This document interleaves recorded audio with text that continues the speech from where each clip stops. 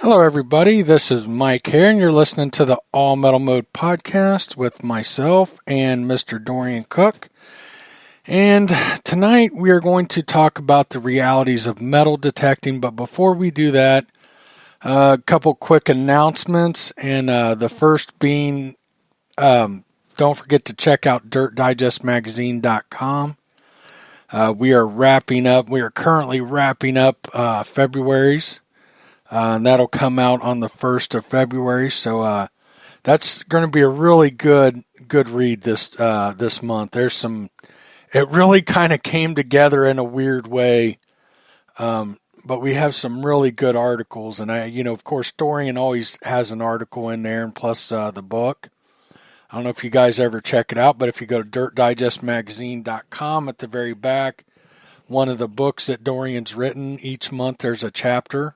It's about Morgan's raids up into Ohio, I believe. I haven't read. It's about Morgan's Raiders anyhow. I actually haven't read it. I haven't kept up with it since the first couple months we put it in. I figure I'll read it when we get them all out there. But check out DirtDigestMagazine.com, and don't forget to check out AllMetalMode.com. I've been putting a lot of articles in lately. A lot more planned to come as soon as I got time. I even have a couple almost wrapped up. Last couple I did was cleaning. I'll tell you a real good one is cleaning the copper coins. I've been metal detecting for a long time. I found a lot of copper coins. I've never had a good method of cleaning them until now, like that I felt really good and safe and could really get the crusty ones. But came up with a really good way to do that. So, check it out. And so we're going to get into it soon. Dorian kind of had to run off. We were having some technical issues. He will be back. He might be back now. So we might have to mess with some audio here real quick. You there, Dorian? I'm back. Okay, you plugged in and everything? When I plug in, you can't hear me. Sorry. Okay. It's just headphones. I don't have a mic. It shuts off my mic.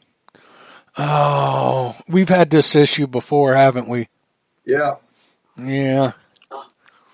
Well, we'll get it solved this coming week. Yeah, we're just going to have to deal with the feedback.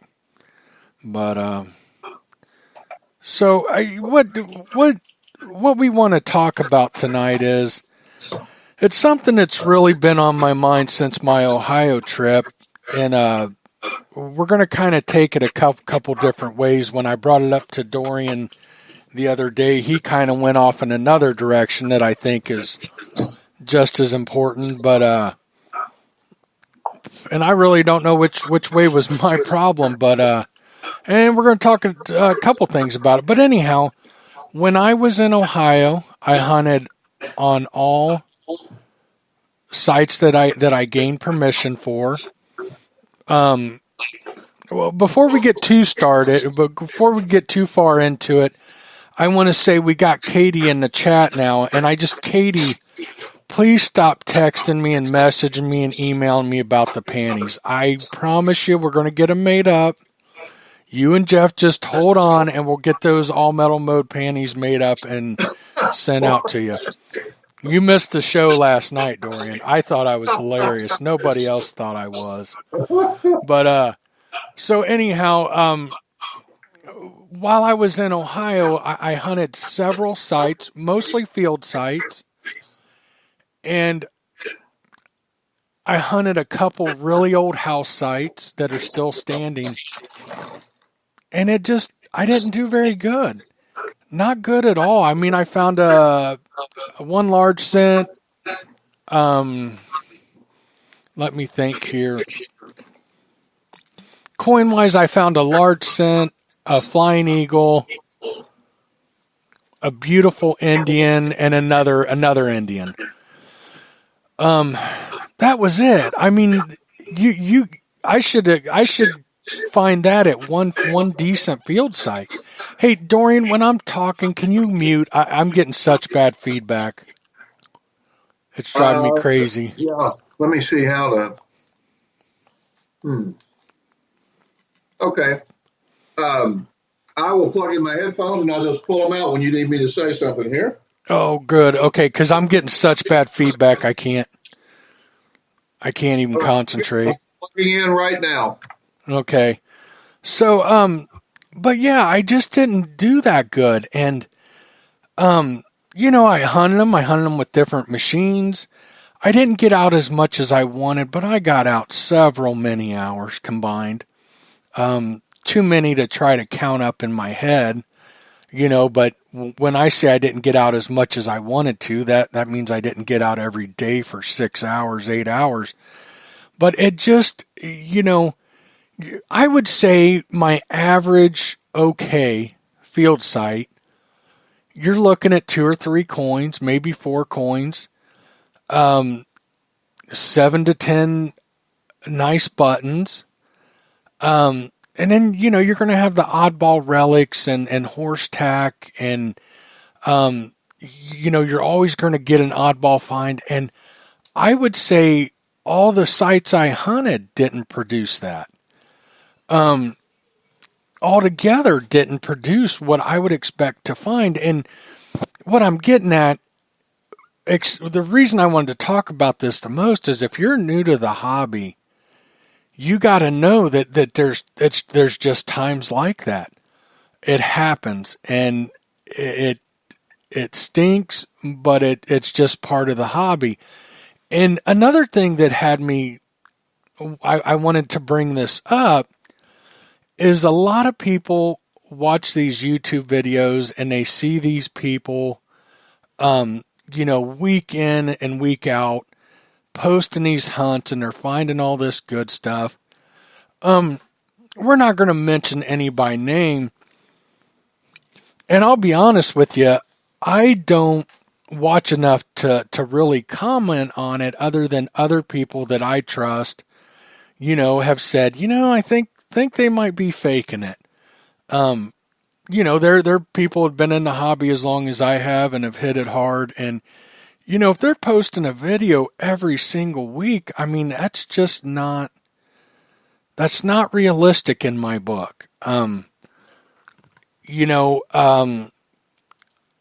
So, hey, it happens, but, I don't know. I just, I think if you're that person that really gets into those videos, and especially if you're new and don't know, and, it could really, set you on a bad path where you think, hey, this is what metal detecting is. And in reality, in most cases, it's not like that. Now, don't get me wrong. I have, I've hit many sites in a row that were above average, field sites, and even house sites. So it's not to say it doesn't happen, but I would definitely say it's not the norm. And, it's just something I wanted to bring up. When I didn't have kids, I lived in Ohio. I sold detectors for a living. So it was nothing to be out 3, 5, 7 days a week. It was absolutely my life and really all I had going on.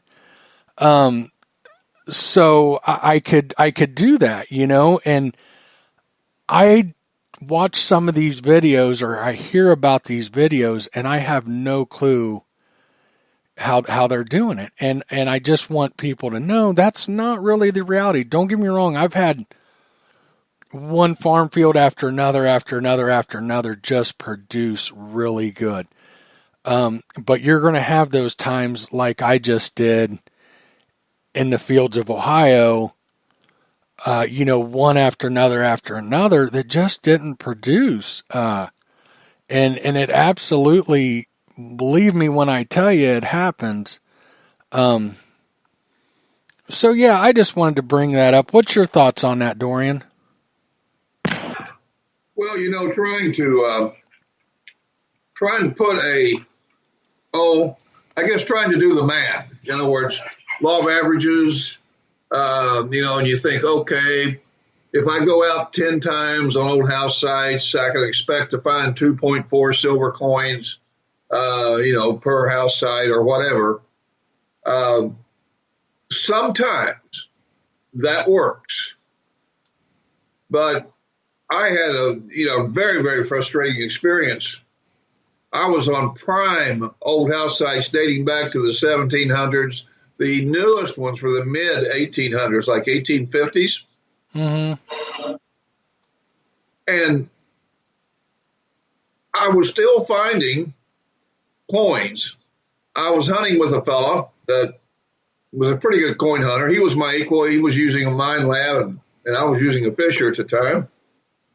But he and I would find about the same number of coins, sometimes as many as 7 or 8 on a site.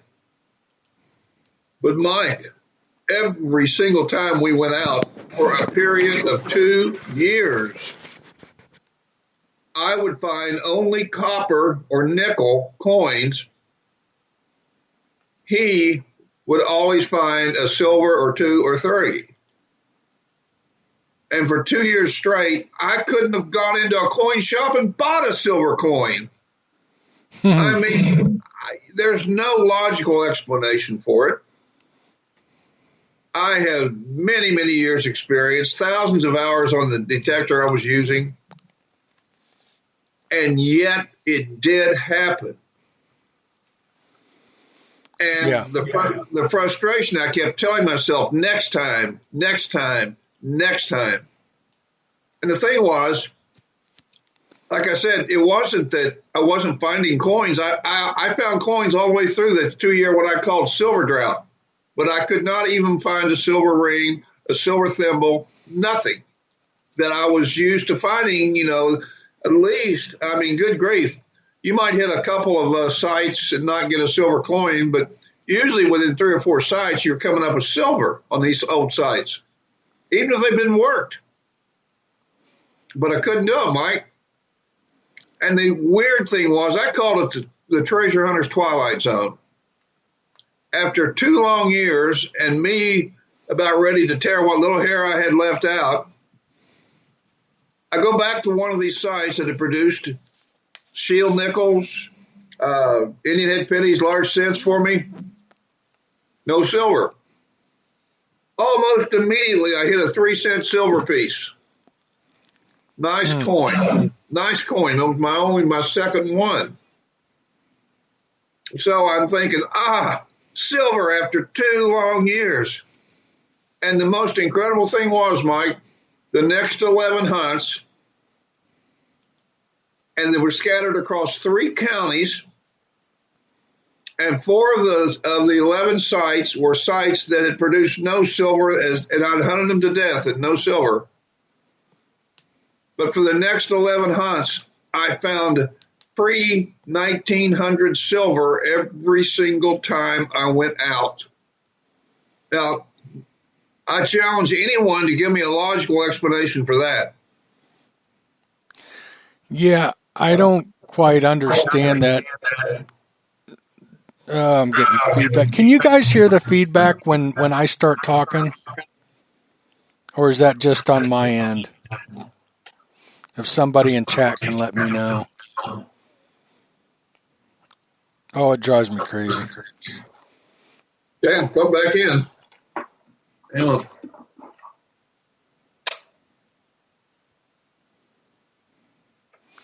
So,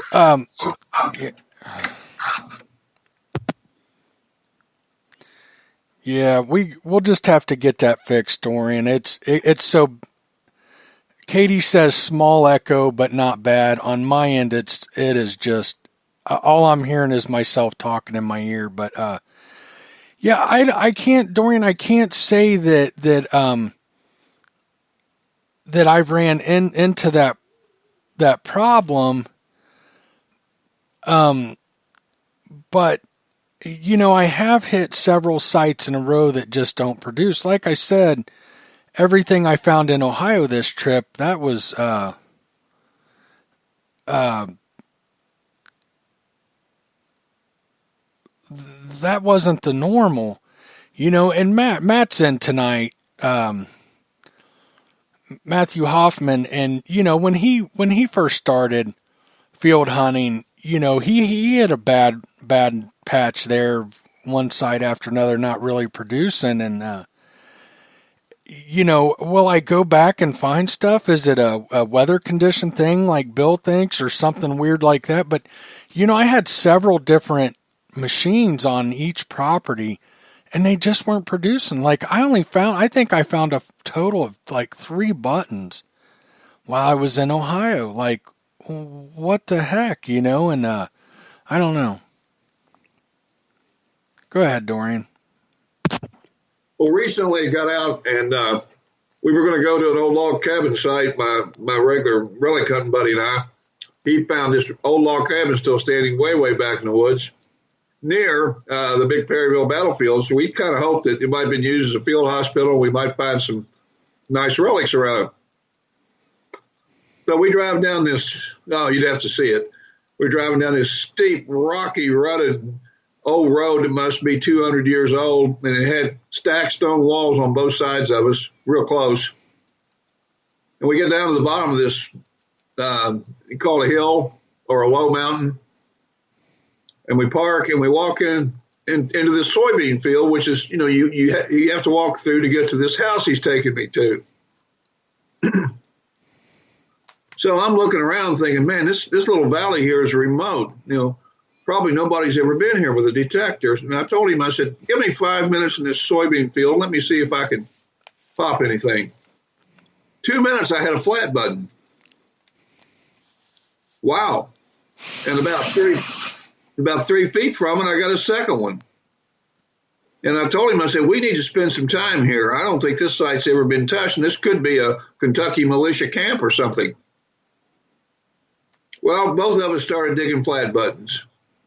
Between us, we dug over 20, and I finally decided it was a house site and not a military camp. Didn't have enough of the square nails and things you find in a camp. But Mike, I thought, okay, there's been a lot of activity to have 20 flat buttons in an area that was probably 200 feet square. Right. And I told him, I said, man, we're going to do good here. We're going to come out of here with large cents and probably some old silver. We didn't find a single coin. We just hit button after button after button and no coins. Now, you can't tell me somebody went through that field and cherry-picked it for silver and left all the brass buttons. Because how do you tell a big brass button from a large cent? As far as a readout. Right. You're not going to leave large cents in a field. So, like one guy down here got on an old site, a ghost town that existed from 1782 to 1825. And he got a 1796, I think, flowing hair large cent that appraised at $6,000. So no hunter that's got half a mind is going to leave those coins and just pick the silver out of a site like that. Apparently these people were so poor they just didn't have any coins to lose or something, Right. But they sure lost buttons. Mm-hmm. In my experience in Ohio, in the fields, it's pretty rare to come across silver, but when you do, boy, are they good. That's just my experience. Now, I have had field sites that give up good silver, or, I've had days, sites that give up a silver too. But in Ohio, I find it rare, and why, I don't know. I don't have the answer to that, Dorian, but I can go 20 in a row and not find silver in Ohio. Probably more like 10, but boy, when you do, they're good ones at those earlier sites, but large scents are plentiful. Then you've got your cool relics and your oddball stuff, and that makes it all worth it to me. Well, it's not. There's a tendency some people think, well, Dorian's just a relic hunter, and they don't think of me as finding coins. But Mike, I found over 170,000 coins, and that's there are people that have done a lot more, but that's not a bad total. And I have to tell you, 80% of my old silver coins, I mean my old ones by anything pre-1900, came off of Civil War relic sites. Mm-hmm. Now I found a lot of, like everybody else, I found a lot of Rosies and Washington quarters and all that kind of stuff, walking Liberty halves, things like that. I've been snake bit on silver dollars. Everybody I know has found a silver dollar except me. I just can't seem to put my detector over one. Yeah. So there's just, I guess what I'm trying to get across here, especially for those of you that are fairly new to the hobby, there are times when you will be able to see patterns or averages in your finds. There's going to be other times when all logic is blown out the window and you will make finds that you shouldn't make, or you won't make finds that you should make. And it won't be because you're doing something wrong or your detector's not good enough. I call it the luck of the draw. I have tried to work out a formula for figuring out what to expect for so many hours of hunting on certain types of sites. And sometimes it works beautifully, and there's other times that, it doesn't even begin to work. It doesn't even begin to be the reality of what I find when I do that site. So that's part of what to expect. Those honey holes, as we call them, where, boy, it's just you find silver pocket spills and things like that. You're not going to do it every time you go out. You will do it if you keep hunting. You will get on sites like that, and they'll make great stories for you to tell as the years go by. You'll never forget those moments when you hit that honey hole and all of a sudden there's a silver coin, seems like every 3 or 4 feet. That's happened to me too. But there's just no formula for it. The formula is keep on hunting. Mike, if I could offer one suggestion to your newer hunters, there's a tendency, I think, these days, because life is hectic and people, some of you work 2 jobs or more and all this kind of stuff. And there's a tendency to get out and detect for 2 hours here and 2 hours there. And it's not enough. When you laid off detecting for even a week and you get out for, say, 2 hours on Saturday or Sunday, it's not enough to get what I call your edge back.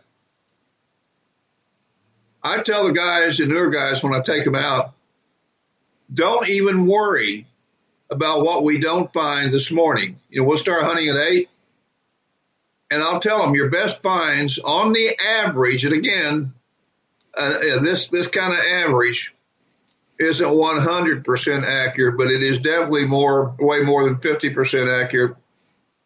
On the average, your best finds are going to come between 3 and 5 in the afternoon if you hunt all day.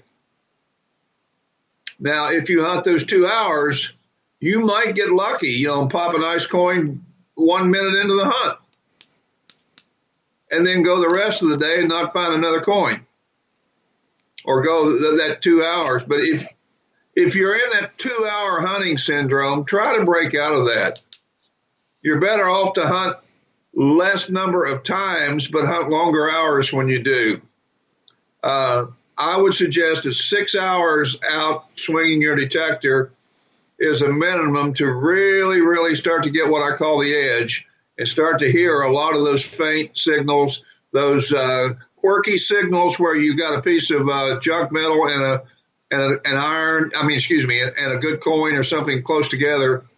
You may miss those when you first start hunting in the morning, but you'll start to begin to investigate them more and pick them up as the day goes on. I have done this over and over for, over 40 years, and I've had other people with me do the same thing. And, we've hunted together all day, and both of us, we'd hunt, say, 8-10 hours a day.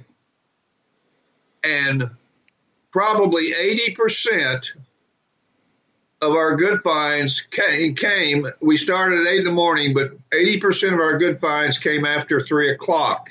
Have you ever noticed any correlation to that, Mike?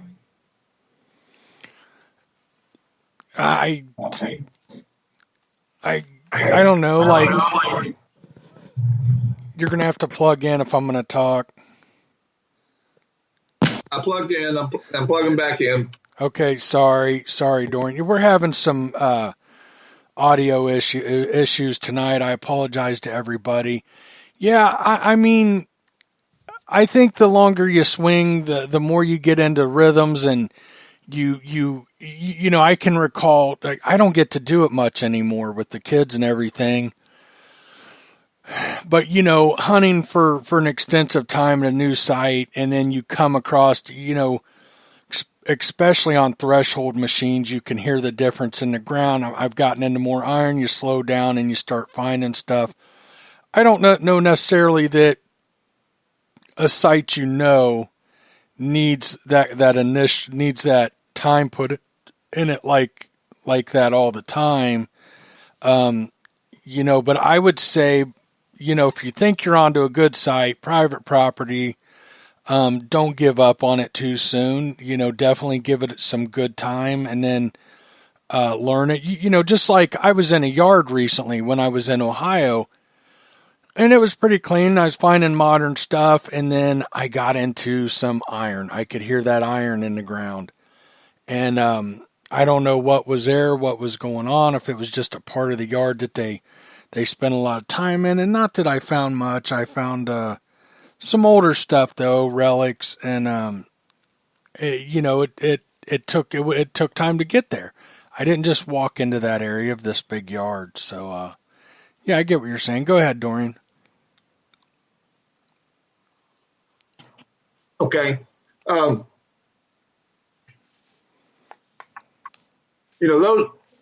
are the things that the little things like that can make a big difference in your total finds.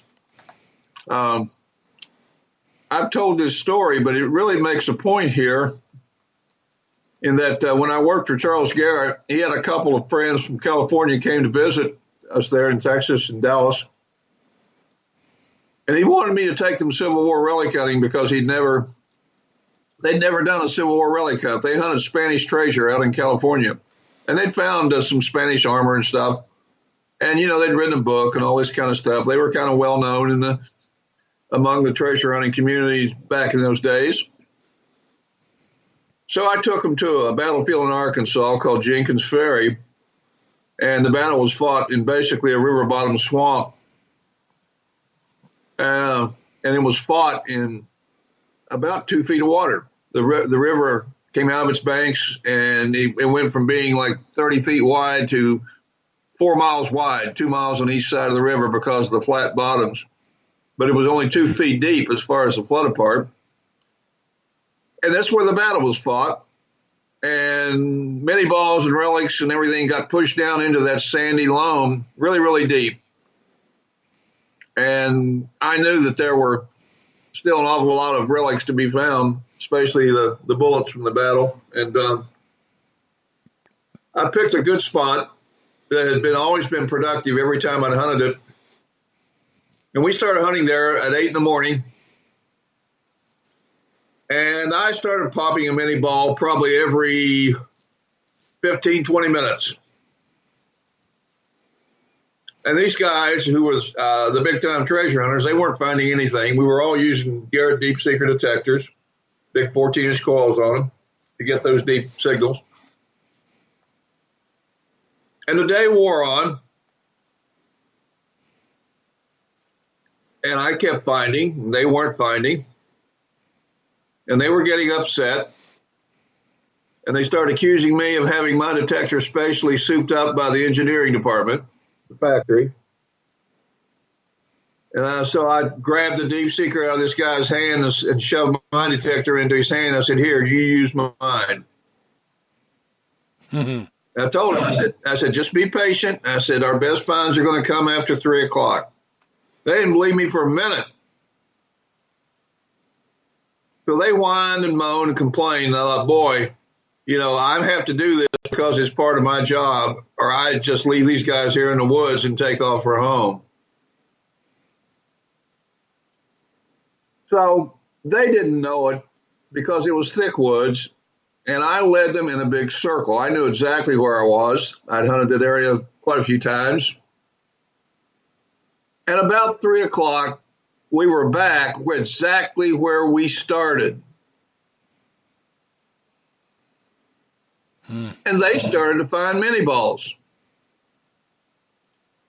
I was finding more. I was finding one about every 5 minutes now because I'd got my edge. As the day wore on, I got better and better at hearing those faint signals. That's the way it works. When you lay off for a while, you're out of practice. It takes a while to get what I call that edge back. Believe me, guys that hunt all the time, I've sat around the campfires with them at metal detector events, and we've discussed this late into the night. And everybody has gone through this, has agreed with me that it is a phenomenon that takes place in metal detecting. So they're finding mini balls, about one every 15 minutes probably, which is great for them. And now, they're happy now. And one of them looks at me and he says, "Why didn't you take us here to start? You didn't take us to a good area." So I pointed to a tree. I said, "You see that fresh blaze mark on that tree over there?" And he says, "Yeah." I said, "I made that with my Bowie knife this morning when we first got here. We are exactly where we started this morning." Well, they didn't know what to say. But they learned a very valuable lesson about metal detecting that day, see? You can start in an area and say, "Well, there's nothing here." And you can come back to that same area at the end of the day and make a lot of finds. I'll bet we dug, I know I had between 50 and 75 mini balls at the end of the day. And those guys had about 20, 25 apiece, which for a first rally hunter I thought was fantastic. Mm-hmm. So anyway, that's my point. That it's amazing how when you first start, you'll absolutely be convinced that, well, man, this area's been cleaned out or there's nothing here. And so it took years to learn to make that circle and come back to where you started before you quit, because you don't really know if you just went through it too fast or weren't really, tuned to the site. And even though you know a site, Mike, and you've been there before, it's kind of like, a muscle gets out of shape if you don't use it. And you can't lay off weeks at a time and go right out back to metal detecting and be at the top of your game the moment you turn on your detector. It just doesn't work that way. I can't do it after all these years. Now, yeah, I agree with that. Yeah, I'll guarantee you that by 3 o'clock in the afternoon, I'm getting back close to the top of my game. Mm-hmm. And if I can hunt 2 days in a row, I usually do real good that second day, even from starting like 8 in the morning, because, see, I'm back in the saddle again, as they say. Yep, plug in. I am right now. Hey, I wanted to tell you, I think for the first time we got Mr. Dennis Wynn listening in, and he's actually in chat. Dennis is something else. So we really hope to get him on the podcast sometime and share some of his expertise.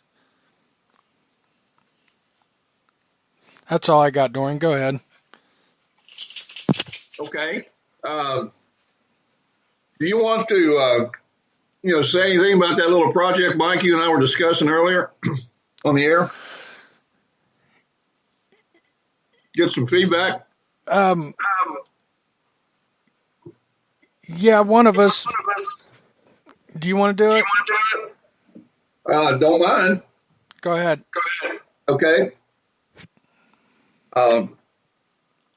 Mike thinks that we ought to start another podcast, and he wants me to host it, and we might kind of focus on relic hunting, not just Civil War, but Revolutionary War, because the guys up in New England do a lot of Revolutionary War hunting. Guys out west do the Indian War cavalry thing. So we want to cover all of that, but we'd also not limit it exclusively to Civil War or military artifact hunting. There would be times when we would talk about other things, anything from coin hunting, specifically just coin hunting, to nugget shooting, to cache hunting, things like that, and get some of the guys. Dennis is one of the ones I was going to run this by and see if he'd be interested in co-hosting a show with us every now and then if we do this. We were talking about doing it on Wednesday night. So I'd like to have some feedback from you folks that are listening in, whether you think that would be a good thing to do. And don't be embarrassed to say, tell that guy to shut up and go away. But anyway, that's kind of what we're talking about. And we might get this thing up and running within a couple of weeks if there are indications that there's an interest. So let us know if there's an interest. All right, Mike, back to you. Okay. Yeah, Dorian, we're even getting comments tonight about the echo. I don't know why it gets so bad like that. But yeah, and I wanted to respond. I agree with everything you're saying about that, but I think if you haven't been out for a while and you go, it takes time to get back to your machine and to hit your stride. And I can tell you, not going out much, or definitely not field hunting for a long time. And when I went back to Ohio, I mean, it took me a minute to get back into it, and more than a minute. I shouldn't say a minute. It took me a while to start getting my, start where it felt normal again, I guess you could say, or, whatever, before I started really, I don't know the word I'm looking for. I'm all flustered. The audio's just wrecking me tonight.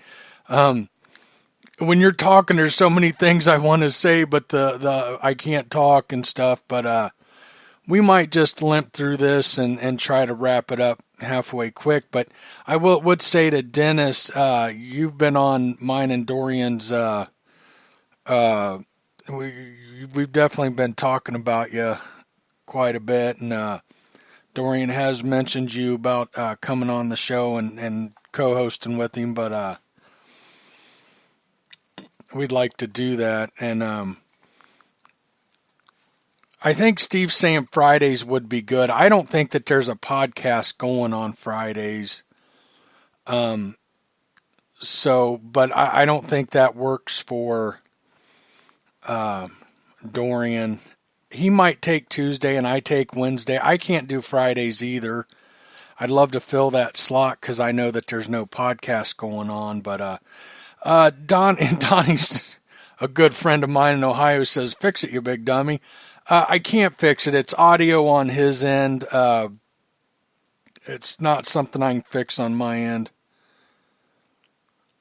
But, Brian said he really doesn't have a problem with that after taking time off. I don't know. I do, even after all these years, like field hunting. When I went back to Ohio and I first started, it took me a couple hours to get back into the groove, and make it feel to where, to get to where it was comfortable again, where I knew what I was doing in the fields. And, yeah, I'd love to put together a Friday night show, Steve. I just don't think Dorian and I, either one, can fill that right now. Yeah, my Friday evenings are obligated. Sorry.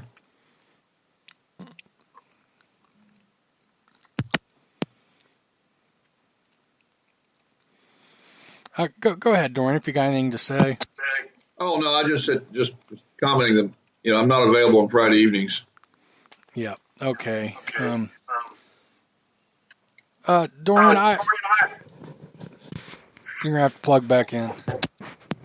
No, I was just gonna say maybe we ought to be wrapping this up soon or something. It's just on my end, it's next to impossible because you're talking and I want to jump in and add to things, and if you're not plugged in, I'm talking to myself and it's driving me crazy. It's flustering me, and I think we covered what we were going to talk about. Not real good or anything, but maybe next show we can elaborate some more and discuss it some more. Okay. Yeah, we're going to work on this audio problem. I'm working with a laptop, and I think Mike's getting feedback from my speakers. And if I plug in with just my headphones without a microphone on the headphones, then Mike can't hear me. So yeah, let's wrap it up. Because plug back in, Dorian. We're just going to wrap it up for the night. I'm sorry, everybody. The audio's driving me crazy. Brian, he left. He said the feedback was too much for him, the echo. So I think it's time to wrap it up. We got our point across. Didn't really get too in depth, but maybe we can do that next show or another time. Okay, we're going to wrap it up. Dorian, you want to say goodnight real quick? Okay, yeah. Good to be back. Good night, everyone. And next week, we'll plug back in, Dorian. Sorry. Next week, hopefully, we'll have everything fixed up and working good, and we can do a full show and be at 100%. But tonight, I apologize for tonight. The audio is killing me, so thank you all for tuning in, and we will talk to you next week.